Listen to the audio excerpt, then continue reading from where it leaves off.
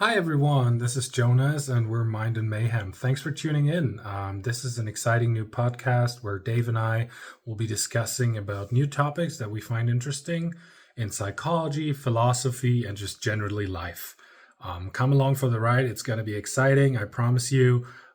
Please drop any comments in the description. And without further ado, let's jump into another episode. So, if you have or you suffer from bipolar syndrome and any forms of anxiety or even depression, there's more higher chance, according to science, that you can be creative too. There's no causation, obviously, but there's a correlation. You heard of the starving artist or the musician who's going through a bunch of struggles and illnesses? Yeah, it's been researched. There's been a lot of psychologists who have been researching this for the last few decades, and then they found out that there is some link. Because when you are in that mania episode, you get so many things done. You're like in a different brain state, and you're like in that wavelength that you get everything done. Like you're so delusionally like self confident that you can get so many things done, because that's when you can have access to flow state, right? Because you are doing things that you love, and it's not so hard or so difficult that you can't do it. So you're in that ideal, I would call it the alpha brainwave state zone. So yeah, basically you're like an alpha. So yeah, you get things done, and yeah, it applies to all forms of creative genius. So it's like literary genius and people who are in arts, people who are in academics, then yeah. And obviously there's some correlation too with people who do some form of drugs too, but it still needs to be studied. What do you think about it? Oh yeah, I forgot about ADHD. So there's ADHD, there's OCD, they're all included in this spectrum. Yeah, I don't know about bipolar because I think it could be that you're more creative for a short time, but then you're going up and down in these cycles of mania and depression. So I think it might be short-lived. I mean, yeah, maybe you're more creative for a short time, but then the next weeks after you don't want to leave the house or do anything at all. So I don't know. I wouldn't want to have it, to be honest, because I think it makes your life a bit more like a roller coaster. Oh yeah. And I don't know. I do enjoy my like more balance kind of way of being, but who knows? I can't tell what it feels like, so I have no idea. Yeah. Yeah, I would imagine that. Like you have that small episodes of inspiration to do so many things at once, and but then after that, like the week after, or like for the next few days, you're like completely different person, and you can't even like get out of bed, for example. And life gets so hard. Yeah, they gave so many examples of people who do suffer from that. Like Kanye West. Yeah, yeah. Yeah, so he's one of the people. Then there's Mariah Carey, and yeah, so this book called Touched with Fire. So it's written by psychologist and highly cited. I'm not sure who the name of the psychologist is, but it's a it's a good read, and yeah. So then, if you want to learn more about this, and she even like uses her own experience too, because she also suffered from bipolar syndrome, and she brings a lot of examples. It's very interesting to say the least. Yeah. I wonder because I mean, if you look at creativity, it's sort of a bunch of different facets or different skills. And I think if you just look at how creative people are, then maybe people with bipolar are more creative in this time of mania.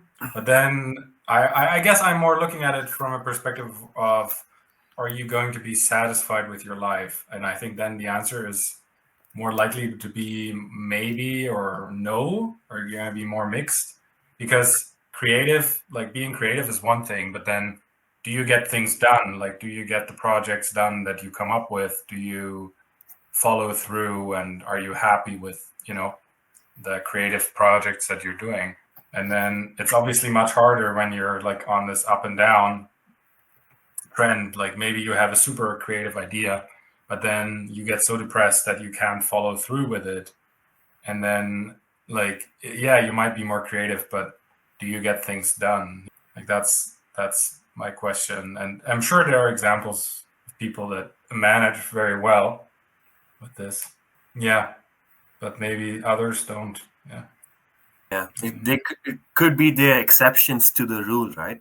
Maybe because they are already creative, there's more spotlight on them, and then if you study those people, but they have other factors contributing to their success in the world.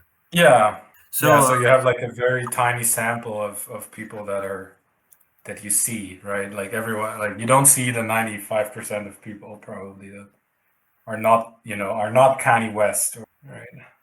so like, what do you think is the biggest or the most common form of illness or disorder that an average person face in 2025? Oh man, that's a good one. I mean, like based on the numbers, probably you just like looking at flu or things like that. Um, I don't know. For mental illness, I think it's anxiety, depression, probably. But I don't know. I didn't do much research. It's just based on my feeling. Yeah, yeah. I definitely think it is depression, and anxiety comes close second. But um, yeah, a lot of people feel depressed. There's a lot of stimulation in this world. There's a lot of dopamine because once you get used to a certain baseline of dopamine, artificial dopamine, then trying to go back to that level every other day, it's very difficult, especially if you're not using that source of artificial dopamine. You're trying to do something else. For example, people find it so hard to focus on something if it's way too logical or kind of boring. Let's say some lectures at some university. It's Right, right. like if the prof is like sleeping and while he's talking. So yeah, people find it so hard if they're not fully engrossed in that or interested in that. So they kind of have to use a lot of their brain cells for that, and it is very interesting. But then recently, there are some studies that show that your gut health affects your mental health. So you eat well, eat properly, eat a well balanced diet, have some proper glucose, and not just sugar. I mean, because that makes you crash, but like the ones that can keep on going, let you keep on going. Those help a lot in having that brain power or the processing power to see things and focus on multiple things at once, right? Yeah, yeah. I mean, of course, like we live in a distracted world. I think that's a big part of it. There's so much technology all around us, and we need to learn how to use it for our advantage rather than at our detriment. I think a lot of times we're just passively just scrolling or following what the technology wants us to do, and yeah, we lose a lot of energy that way, as you say, trying to look for the next like stimulation. And yeah, I don't know. I watched a lot of healthy gamers videos since you recommended.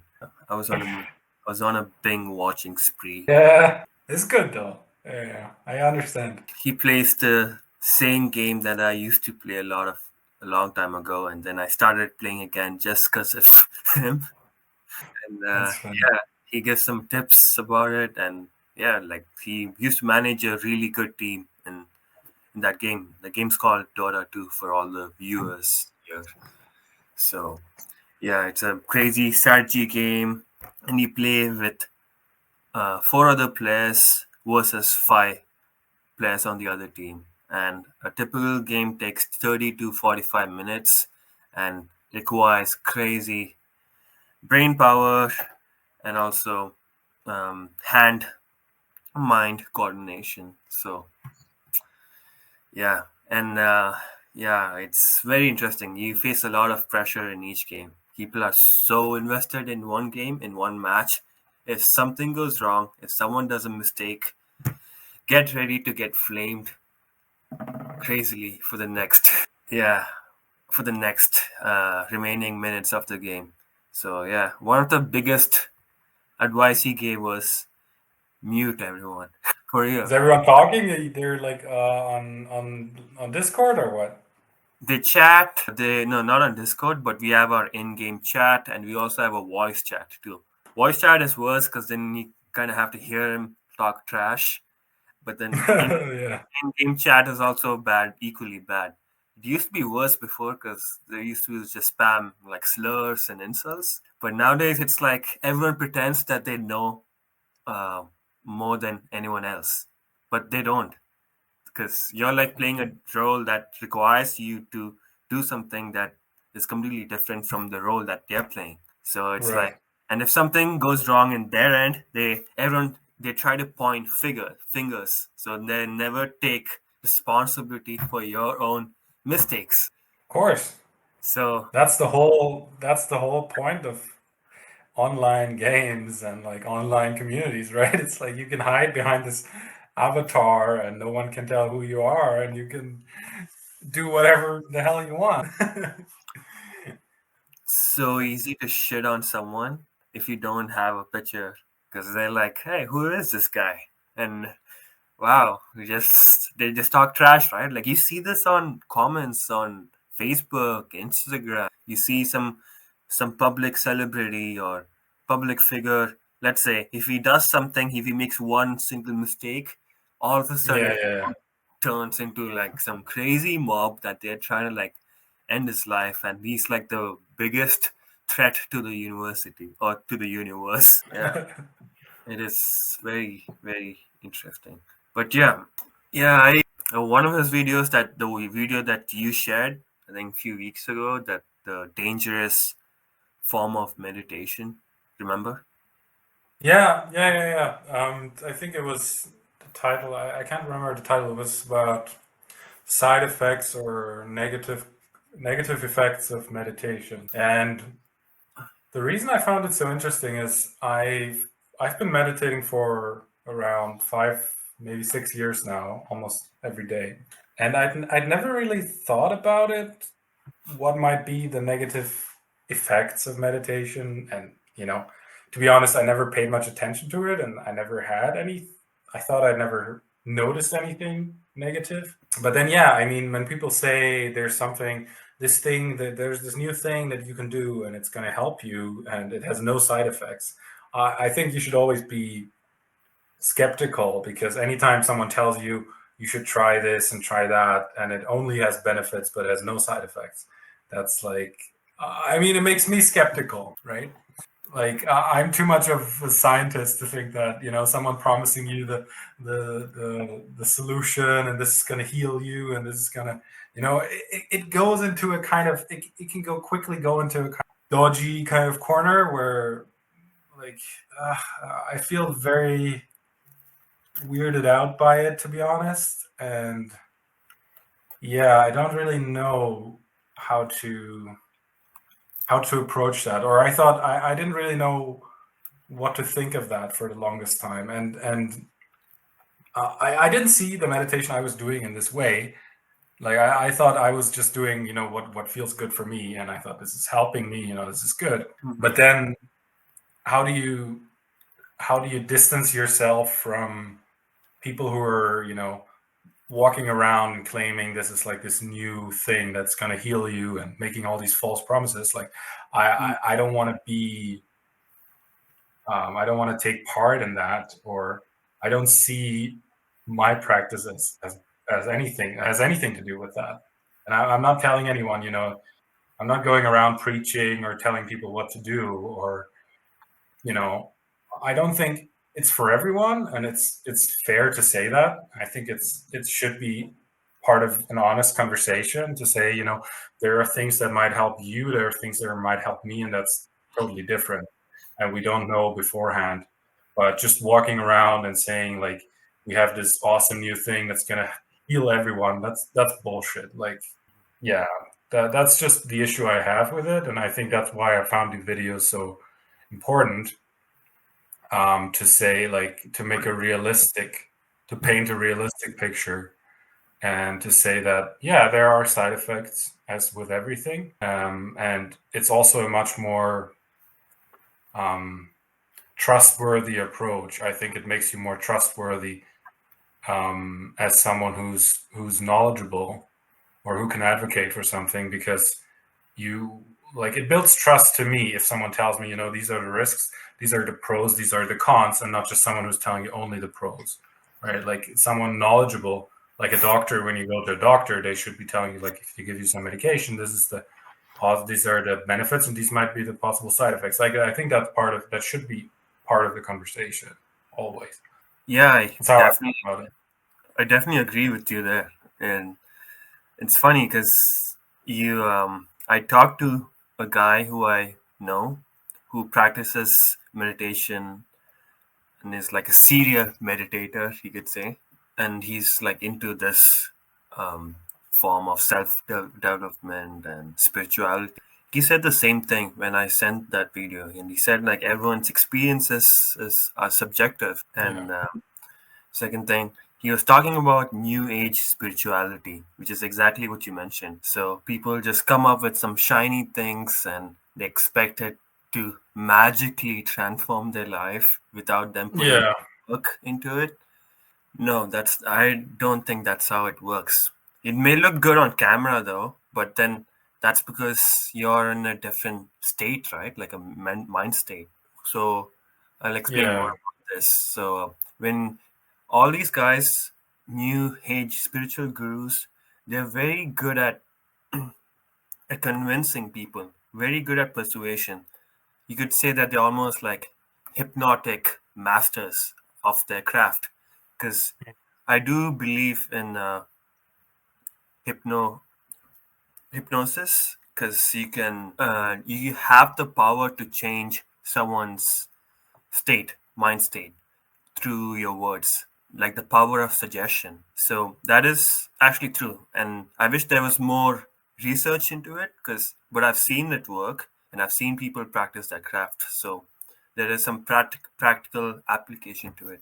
So the new age spiritual gurus and some religious people, they follow the same thing because they've been doing that for years. And then people who want something, that's the biggest thing, who want something and they have a need for something inside, like some kind of hole to fill, Yeah. much open, and then That's right. they can easily touch their hearts, and then they get so many things done, they get some miracles done. And yeah, that's why it is very, very interesting, because they're trying to like use words to change your subconscious, right?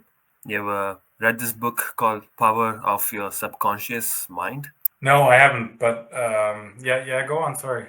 Yeah, it's a very good book if you want to learn more about the subconscious and from a non-scientific lens, but it does teach you a lot of things. And I know a lot of people, like a lot of different circles that I've been, they always recommend this book. So a lot of these business people, entrepreneurs, they're like, get some stuff done, change your subconscious, let's go hustle, hustle till we die, make that big bucks, right?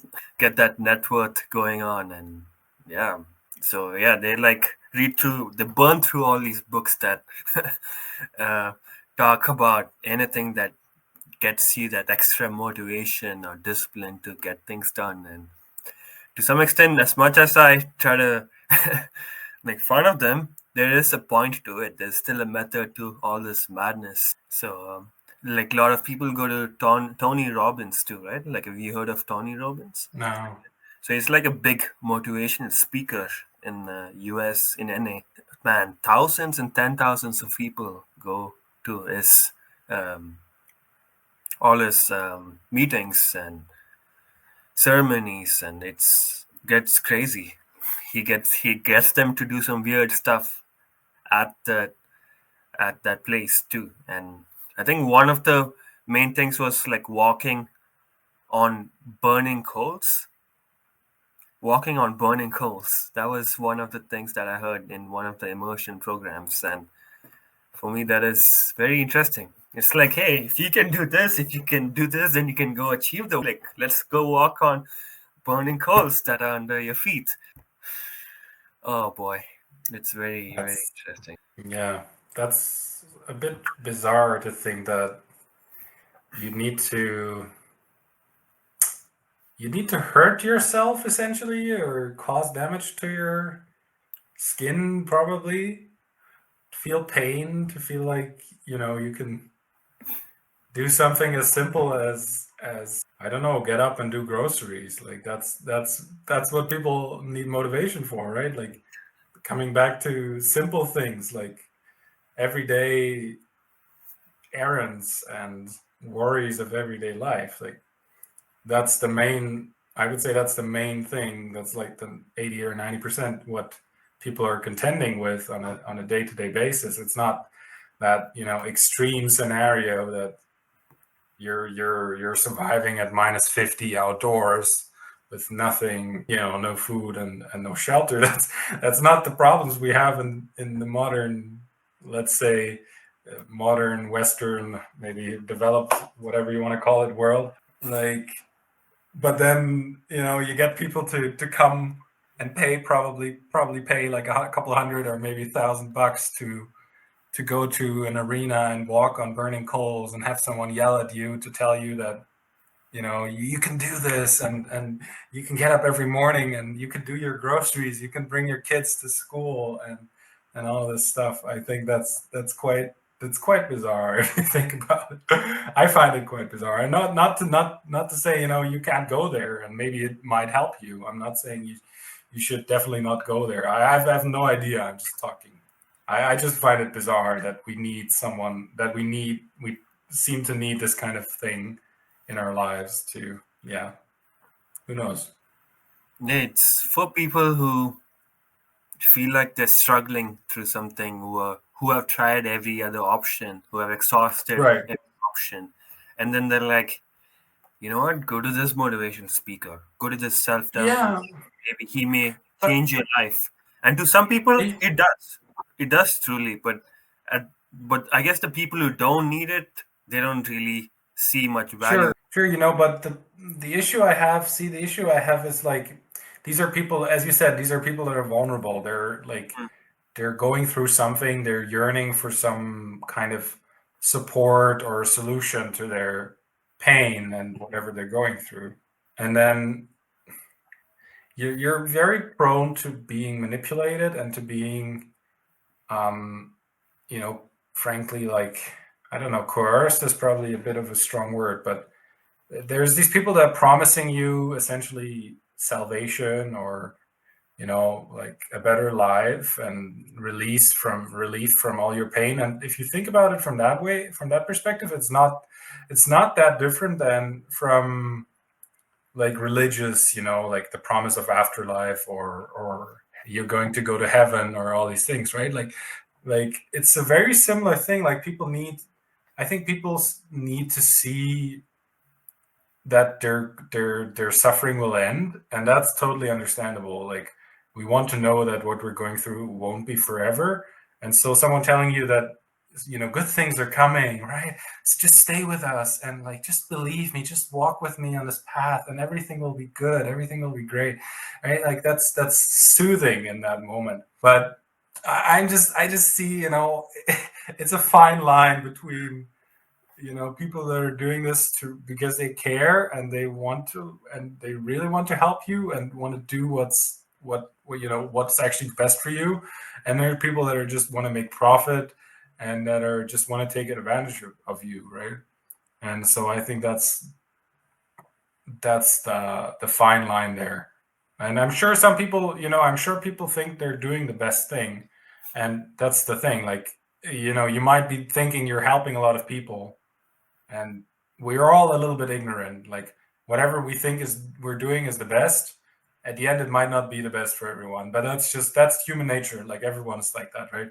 Like I wrote this fantastic self-help book, and I think it's so amazing, and I made this huge discovery. That's my thinking, and not me, by the way. But and then I go publish it, and I think, oh, this is going to help a million people. But I'm not trying. I don't think I'm doing any harm.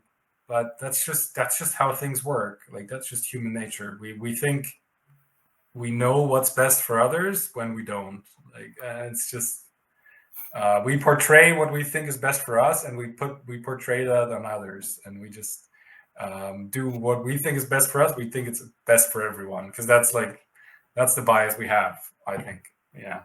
Definitely. I definitely see some value in that. Like, I definitely see that people want to have their own groups or people who follow them, who follow their own personal bias or personal belief or like their own philosophy.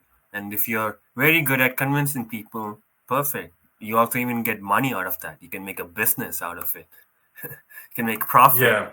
margins out of it. Because it's not like they do it out of free or out of the goodness, solely out of the goodness of their heart, right? There's still a business. Yeah. You still have to pay to get in. You have to pay to get the book. And when there's a lot of copies, a lot of people doing that, you're like, all of a sudden, you're like almost a billionaire, right? It's very... Yeah. Yeah. And I think, the issue is like these people have no incentive to help you get better, because if you don't get better, you're going to buy more books, and you're going to keep paying them. They're going to keep making money off of you. But if you're suddenly healed, then they wouldn't make any money. They would just sell you one book, and then that's it. Like that's not a profitable customer, Man, the conspiracy theorists, man, they say the same thing for like the big pharma drugs. They're like, oh yeah, they want you to be ill. They put poison, they put toxins, they put microplastic in your food, and nothing's gonna change you. COVID is a hoax, and all that stuff. It's very insane, man. I don't know. I think that's a bit of a stretch for the argument. For the conspiracy theorists, that's what I'm saying. Not me personally. Okay, podcast done. I think we're done with this project. Not gonna talk to you again. Yeah, gone. No, yeah, but you're right. Like that's it's very simple. I used to have a roommate that was very prone to conspiracies. Yeah, I think it's so crazy, like how embedded these things become, and can't like it's almost like you can't have a normal argument without getting super emotional or upset. It's really tough. I think it it leads me to something I feel like that's more common, at least right now in Germany. It's just, I don't know if you guys are following along, but recently there was a federal election, and a lot of topics have been running hot, and I think people have kind of been polarized on the edges of the political system, let's say. It's very, very strange, because I think, like, looking back, sometimes I feel like it would be so much easier if we could just talk to each other and have an argument, rational argument and a discussion. But then that's what polarization does, right? It puts you into these camps, into these bubbles. And I mean, I think social media can play a role in that too. And then it makes you, and then you start thinking, oh, I'm so different from the other side. We're so different from these guys. And then, like, we have nothing in common. What's the point? We're not going to talk to each other again. So then you keep separating yourself and only seeing what you have in common with your group, and all the things you are different, all the points where you're different from the other group. And it just makes it so hard to find solutions, or to find, common ground politically, but even also personally, right? Like if you're not even going to talk to anyone, or based on your opinion, you're not even going to talk to anyone, to the person, right? And I mean, I think that many people have seen this during COVID, where within families, people had different opinions, should you get vaccinated or not, like, and different opinions about how to deal with this pandemic. And families were simply like split apart. Or I mean, in the US, there's families that are falling apart or fell apart because of political differences. If you're half the family is going to vote for Trump and half the family vote for Kamala Harris, then some people, like, for them it's a real big issue. And that's hard for me to understand, like how I would not talk to my brother, or if you have a family, not talk to family members or friends because they vote for a different person or a different party. I think that's very extreme. It's just too important for me to have these people and to be close to them and to be connected. And we know that we don't put these things, front and center. Like, we do talk about, and I think you should talk about politics with people you're close to. I think there's no harm, but it depends on the situation. If it's like, if you're a different opinion and I'm not going to talk to you again, then maybe you have to just not talk about it. I don't know. I find it hard to understand that, or I find it a bit sad, to be honest, that people lose contact or ignore each other or have a poor relationship because of different opinions, right? Yeah, I definitely agree with that. There's a huge polarity since the last decade or so. We can't even tell if it's because of social media or is it just because of Trump? Because when Trump came, everything got accelerated in a crazy.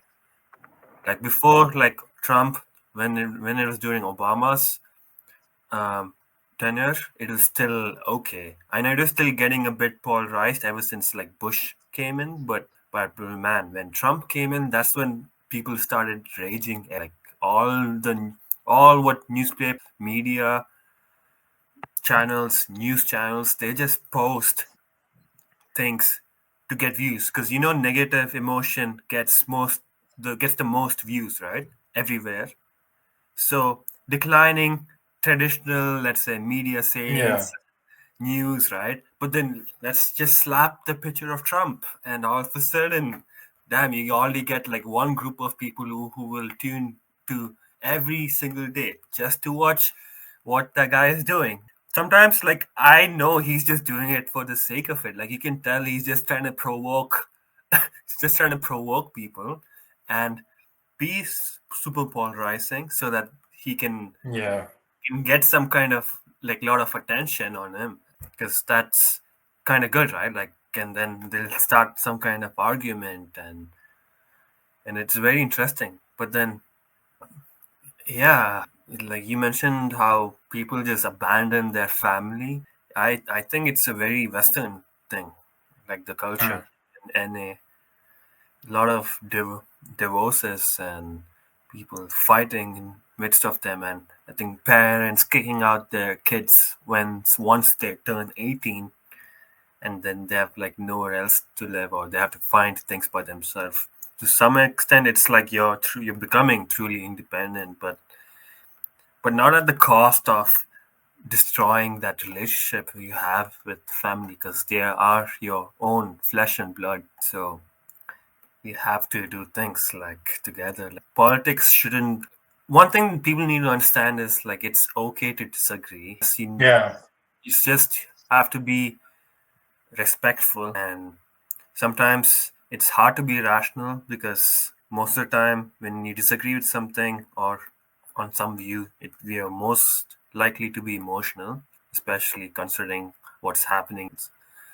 So yeah, but you can't just abandon people. That's very wild to me. And then I see a lot of people going to therapy, and then they bring that attachment styles and into their relationships with other people or even with their beloved.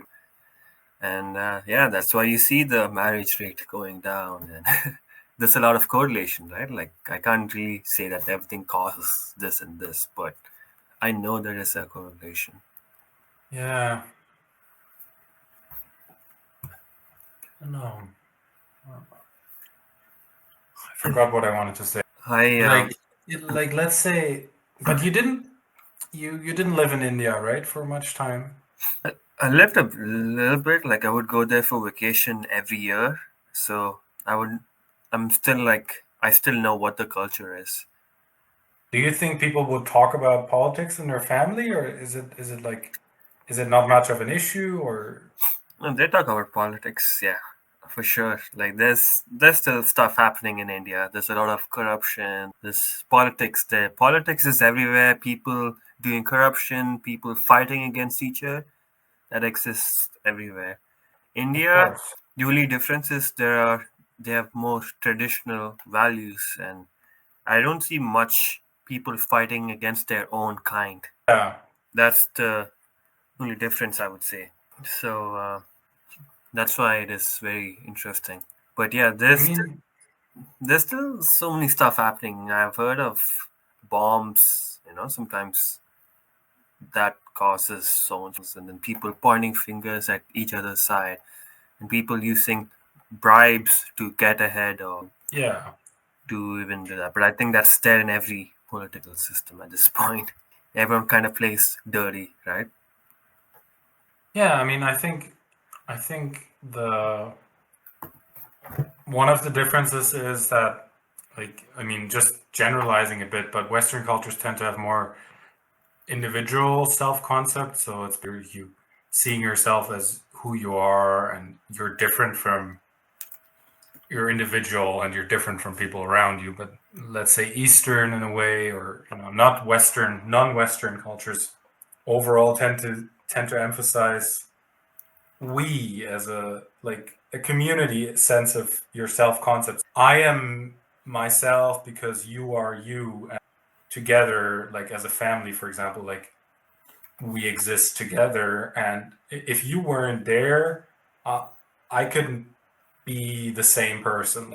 Like the community is part of your self-concept, or of your identity in a way. That's how I see it from bit of an outsider perspective to this. I grew up in Germany, but I think that's how I've seen it, and that's how, like, it explains to me how things can more easily divide you as a family, because if you're each seeing yourself as separate individuals, maybe you're living in separate houses, apartments in different cities, it's much easier to focus on like individual differences, like say you have a different political view, and to divide yourself based on these differences, rather than see yourself as a common, as a common connected whole, right? I think that's it might be more prone to being divided, but maybe that's just human nature. Like maybe that's just in general we're prone to, we want to fit in, we want to find our group, and we want to identify with a group that's usually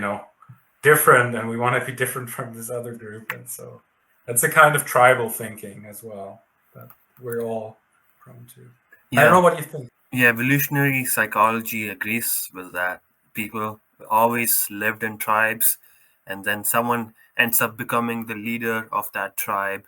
He has the most resources. He has the most women, and he can make sure that the lifeline keeps continuing throughout. So yeah, it's and he's also the most confident too. So that's how it was in evolutionary times. Different tribes, different leaders. People want to fit in because it takes a lot of courage and even desensitization to be a leader. Like you can't just be too sensitive to so many things that are going around because otherwise you're not thinking clearly sometimes. But let's say if someone who has faced that same emotional situation 100 times versus someone who has faced it for the first time, you can tell the difference, right? Like that guy, he has the resilience and he can think in high pressure situation. So yeah, that's what most Yeah, leaders are. And yeah, so that's true. they have that skill. And human nature, yeah, definitely we all try to fit in because it's so hard to do things otherwise. It's much easier to get behind someone and follow someone because Yeah, you're not taking complete responsibility, and not right, just right. yourself. Like you're talking about the entire tribe or like the entire group of people, right? So a lot of people don't want that. They just want to relax. They just want to chill. They just want to Yeah, fight against other people on like TikTok or on Facebook instead. yeah. I mean, that's a form of modern tribalism. I think if you're looking Mhm. at these echo chambers on social media, that has a lot in common with that, or speaks to that evolutionary need we have. And yeah, it's quite interesting. Yeah, and when what you said, like being a leader, it's risky because you have to go against the flow, or you have to swim against the tide and disagree with others and risk getting in a fight, risk getting in trouble. Um, and it takes um, yeah, it's risky and it's not easy to do that.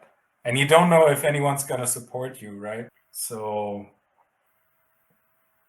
yeah, a lot of people don't want to be that guy. You don't want to be the guy who, or the girl, or whoever, the person who takes the first step.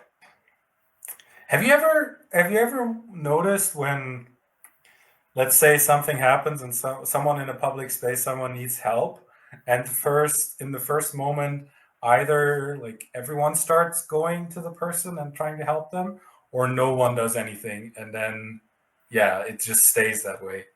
And my explanation, I think this is, you know, somewhat based on research, is that like there's this concept of conformity. It means like basically we want to fit in with the group, and so if someone starts doing one thing, it's more likely someone else will also do the same thing, right? Like, oh, someone is helping this person, I think we should also help, and then more and more people start going there, and it starts creating this waterfall. Like, yeah, you look it up.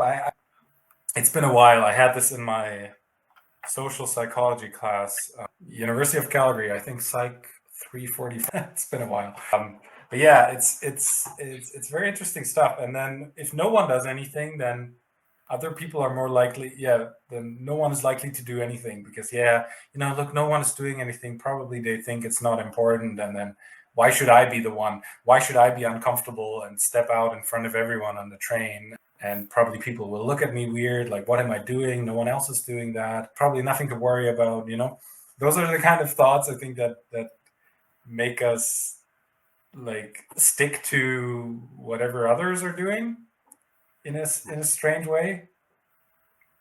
Yeah. And yeah, I mean, if you think about it, like there are major other things, like which side of the road are you driving on? Like that's a big debate, right? Like, if you ask the British, or I don't know, Australians, or elsewhere, in India as well, like, oh yeah, yeah, and then you go to talk to someone from other European country, it's like, oh, you're driving on the wrong side of the road, and like, no, there's no wrong side. It's just someone came up with with this idea and telling, in this country we're driving on this side of the road, and so if you're driving on the other side of the road, like, you're going to get in trouble, right? There's no rule saying that, well, we made up rules, but there is no such thing as a right side. Like, you can do whatever, but right, but we all do the same thing, and then it works. Like, if everyone did whatever, then traffic would be horrible, I imagine.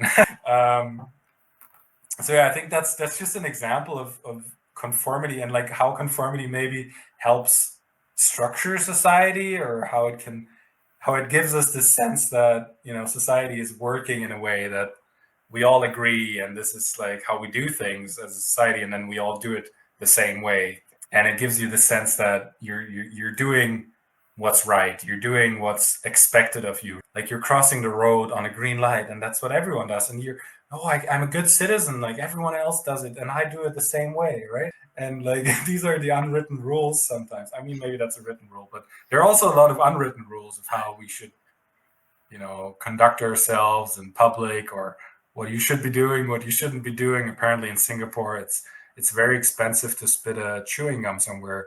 Like these are it's just random example, but these are just things like that, you know, they're wildly different all over the world. I find very interesting. Yeah, on the topic of conformity, I definitely agree. Like everything falls into groups at one point of time. So we kind of get divided. You find your things that you like, or even the people you like, and then you automatically split. And everyone aspires to be like the leader, or like the someone who's the front face of that group, or who's out there in the world, who's famous. So yeah, I mean, there's this quote. It's apes alone weak, apes alone strong. So it's not just applicable to humans. So it's applies everywhere, even in the animal kingdom. Even though we can't really understand their language or their Yeah. speech, but you can still see them follow a certain form of hierarchy that goes well with the things. Yeah, regarding rules, who makes the people who make these rules, they definitely have the most. So definitely the government. So try to make it as neutral as possible, or like something that has like a really positive impact on the environment and or on finances. Rules or laws that can do that, those are the best. But if they're like laws or rules that try to like restrict something, or even try to take away freedom to do things, because in so many countries you can't, it's very hard, like you can't even wear shorts in one Muslim country. From that was like a long time ago, but they've changed it since then. But it was crazy, like, and women were only allowed to wear hijab and burqa. Yeah, so but then if you want to conform to the rest of the world, to the rest of the standards, or if you want to get more diverse opinions, or you want more Western influence, or more smart people to come to your country, then you kind of have to be more progressive and more forgiving, because each generation becomes more progressive than the previous.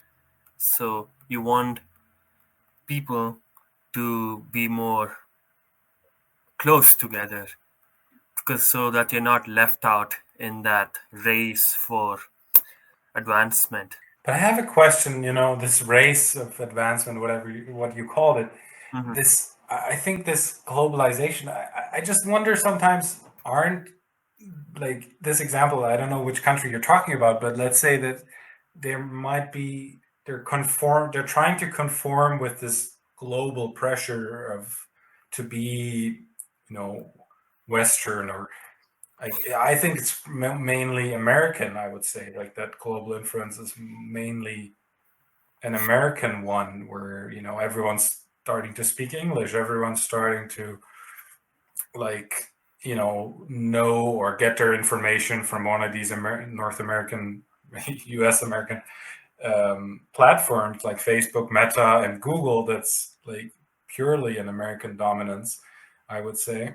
I mean, if you take out China, and basically that's the rest of the world. So yeah, but like, I mean, yeah, it's a necessity. Like you could say, oh, it's a necessity to attract talent and to open yourself up to the world.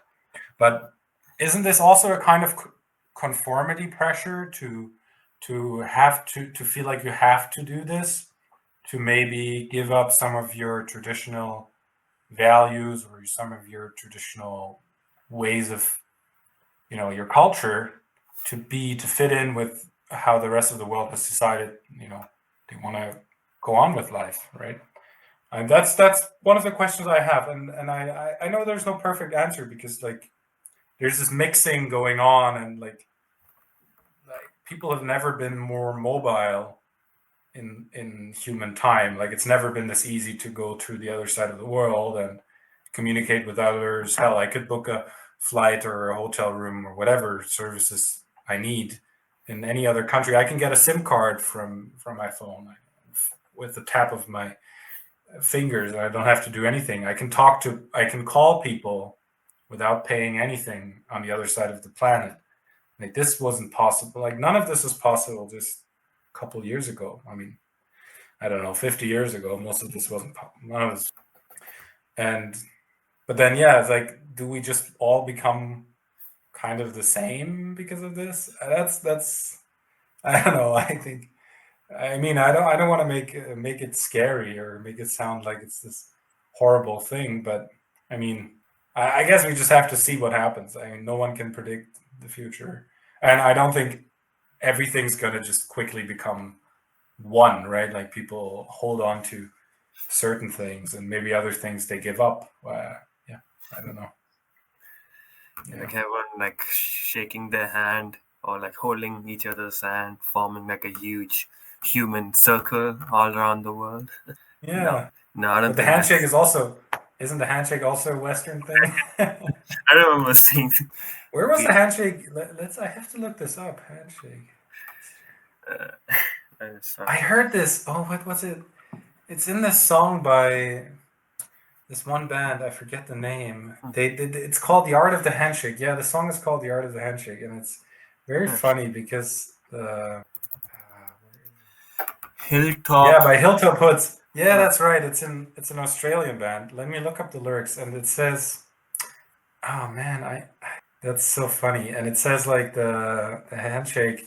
There's a mathematician. I think it says in the lyrics something like a mathematician has developed the perfect formula to quantify the handshake, and that the handshake is different in every country, and that there's all these variables that you can analyze in the handshake. It's very funny. Yeah, I'm just reading about the handshake, and then they're saying people who have it's it's close to the personality. You can predict the personality type according to the handshake, and they say people with Okay. the with people with a firm handshake, they tend to be more extroverted, open to experience, and less neurotic and shy and anxious as compared to people with a weak handshake. And it's published by American Psychological Association, so APA.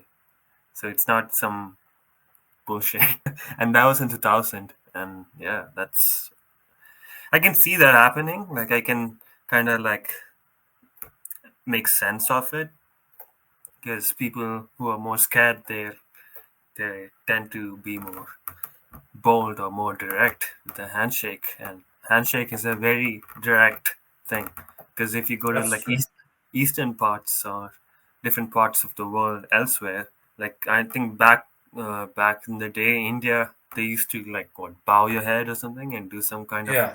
namaste or something like that.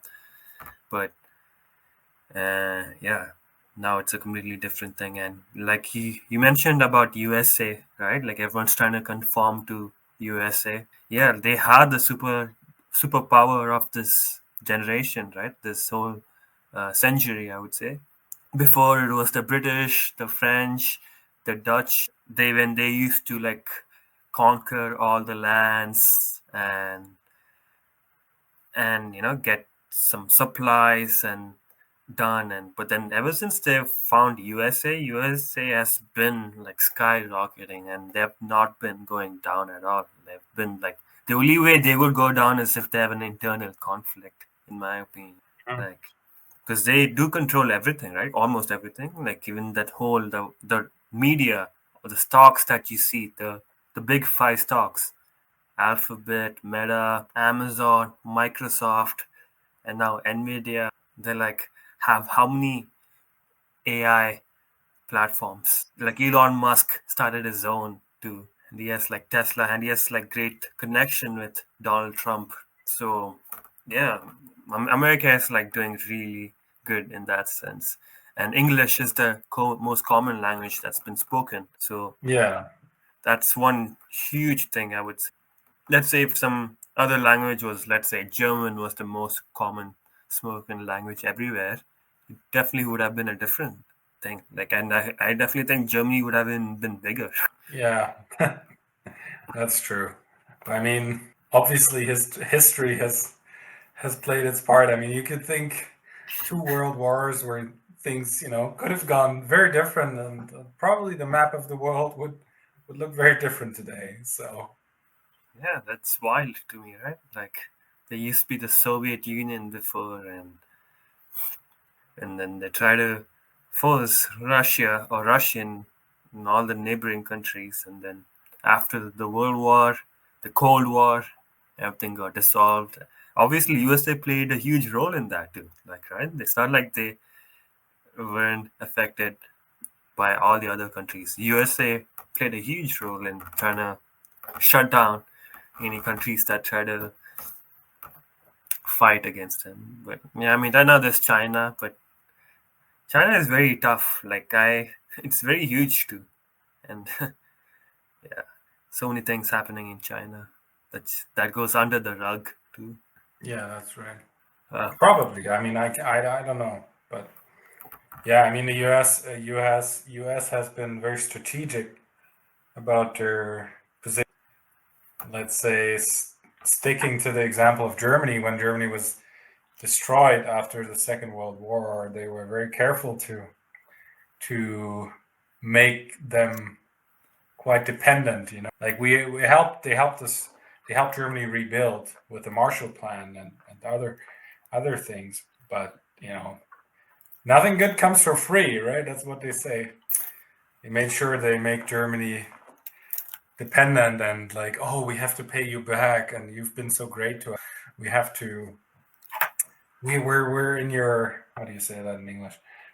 We owe you, right? And that makes for a kind of partnership where, well, it's it's like not equal, and and then yeah, over time it's supposed to pay them or help them as well. So just reminded me of this one of the laws in this book. You know, this book on power and manipulation. That yeah, Robert Greene 48 Laws of Power. I I think heard about it. Yeah, yeah, a lot of people read that, and especially the people who I think are very uh, like manipulative and stuff. So yeah, so one of the laws was like bring your friends close, but your enemies closer. So you kind of know what is happening, and you kind of also rely, or them you make them rely on you. So you see the trade-offs, right. and now it's like That's yeah, that's so strange. So counterintuitive. But hmm, now that you say it, it makes sense in this context because yeah, you just want to build dependencies where people depend on you and you become inevitable, like you're strengthening your position by making others. Yeah, and that can be very subtle, I think. oh yeah, It can be very subtle. It can be so subtle that it's hard to notice. And I think it comes back to the example earlier we talked about the people being vulnerable and difficult in a difficult, and then others maybe potentially taking advantage of that. I think like it works on a political scale as well. There are countries that are, let's say, not as well set up and not doing so well, and then that's the perfect time for someone more powerful or a country that wants to expand its power to walk in and be like, hey, we can help you, we can help you build harbors and rail lines and infrastructure. And China is doing a lot of it in Africa and a lot of African countries. China is funding a lot of infrastructure projects, and these countries they're like Kenya. I visited Kenya a couple of years ago, and I've seen a lot of this. That these like Kenya will be owing China I don't know how many billions of dollars or yuan. I don't know how much in yuan that would be, but just a lot of money for these projects and just a lot of dependency that's being created, right? And China is being, some people see it as like, oh, these are on our side, they're on our side, they're helping us, like they're so, right? But then like this could backfire, in the future. This could really backfire because they want something for it, right? They're building this infrastructure maybe to extract your resources, right? And we're seeing this with Ukraine. Donald Trump wants a lot of resources. Like before Trump was elected, okay, yeah, America, okay, we help Ukraine, and like it's gonna help us deal with Russia, and it's gonna, position us in this geopolitical sphere. But now, oh no, now if you want our military help, you're gonna have to give us like billions and billions worth of your resources, right? And like I think the same could be happening with Kenya or other African countries. It's like, oh, we've paid for your rail yards and your harbors, but if in the future, if you need anything, like we can, we can protect you, we can help you. But if you want this, you have to give us this and this and that, right? And so it makes you can be extorted, or this can be used against you. This dependency can be used against you, right? And so these countries are vulnerable, and you need resources and investment to build your infrastructure. But then if you put it all in the hands of one country or one big player, then you're gonna become dependent, and it could backfire. That's what I think. Yeah, there are covert contracts happening. Yeah, that's true. Yeah. So exchange of resources and then influence. I don't know what's the next step for China in terms of being more influential all around. Because I know they tried to do it with TikTok and and then Red Note and then DeepSeek, the newest their own chat. Yeah. Yeah, that sent a lot of shivers down American spines. And yeah, because of that, people then reacted to that. Then all of a sudden, like 3 other AI models got released, and then they're comparing to DeepSeek because of that. It's like that competition drives some kind of innovation to it at the same time. Yeah, that's true. I mean, yeah, it's fascinating. If you read through any of this guy's books, right, like that Robert Greene, like there's so many things that once you read, you're like, oh my god, so is that what they you have that moment. They're like, oh, so this is how they're trying to use our attention, or this is how they're trying to like manipulate people, or get people to vote for them, get people to believe in them, or in persuade people. And I don't think persuasion is morally wrong, because I think everyone does that. And to say that it is wrong is a form of persuasion too. And a form of self-perception, deception, probably. Yeah, man. I've had experiences, man. Like people say one thing, but they mean the complete opposite thing, and you just look at their actions than their words, and then you're like, oh my god, I've been fooled again. I mean, it's a fine line. I think it's a fine line where it depends a lot on the circumstances and who's the other person. Are you taking advantage of someone in a vulnerable position? Hey, this is Dave from Mind Mayhem. So thank you for listening to this week's episode. If you like what you hear, please leave a comment. Subscribe to our episode. You can reach us out on Instagram, YouTube, Spotify, and stay tuned to our next episode coming every few days. See you on the flip side.